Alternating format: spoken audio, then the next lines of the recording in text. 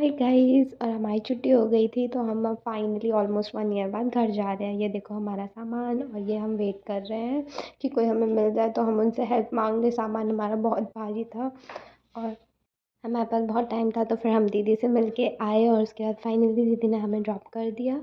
और साढ़े 8 बजे हमारी बस थी, हमने बस ली और इसे भूख लगी थी तो ये बिरयानी खा रही है। और ये देखो हमारा बस जिसमें टीवी भी चल रहा है।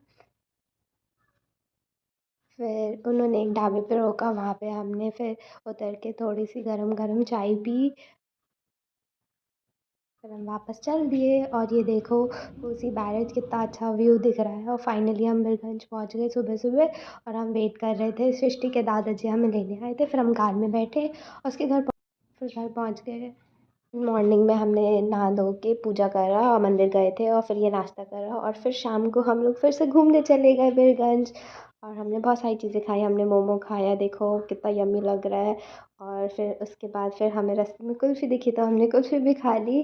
और फिर हम ऐसे ही घूम रहे थे, ऊपर से जन्माष्टमी का माहौल था तो बहुत अच्छा वेदर भी हो रखा था और बहुत अच्छा माहौल भी था। फिर हम केकरी गए और केकरी में हमने फिर ये यम्मी यम्मी सा वफ़ल्स खाया। और दोबारा देखो ये मंदिर कितना सुंदर दिख रहा है। और फिर यहाँ पे हमें एक मॉल दिखा तो हम ऐसे ही चले गए घूमने। और उसके बाद फिर लास्ट में हमने जाते जाते फ़ालूदा खाया। और ये देखो सृष्टि की छत से दिख रहा था, ये व्यू मैंने कैप्चर करा है।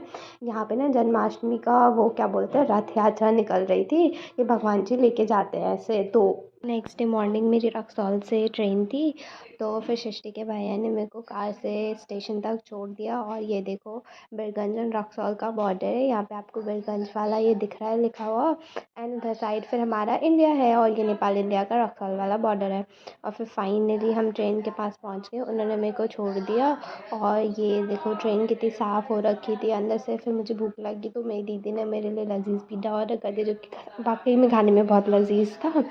और ये थोड़े से व्यू कैप्चर करे। और फाइनली उसके बाद फिर मैं गोंडा स्टेशन पहुंच गई, वहाँ से पापा ने मेरे को रिसीव करा। और फिर हम अपने शुगर फैक्ट्री के पास पहुंच गए। मेरे पापा यहाँ जॉब करते हैं तो हम नहीं रहते हैं।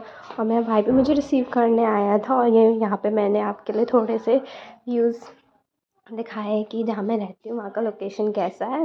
और ये हमारी कॉलोनी का गेट है, यहाँ से अंदर फिर कॉलोनी स्टार्ट हो जाती है। और फिर यहाँ पे देखो कितनी सारी ग्रीनरी है, बहुत सारे फूल है, गार्डन्स वगैरह है।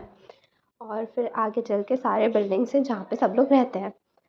और फिर आगे चल के लेफ़्ट में हमारा घर है, ये हमारी इसमें थर्ड फ्लोर में हम लोग रहते हैं। और उसके बाद फिर ऊपर हम जा रहे हैं अब अपने घर। फाइनली मैं 1 साल बाद घर पहुँच गई गाइस। Bye bye.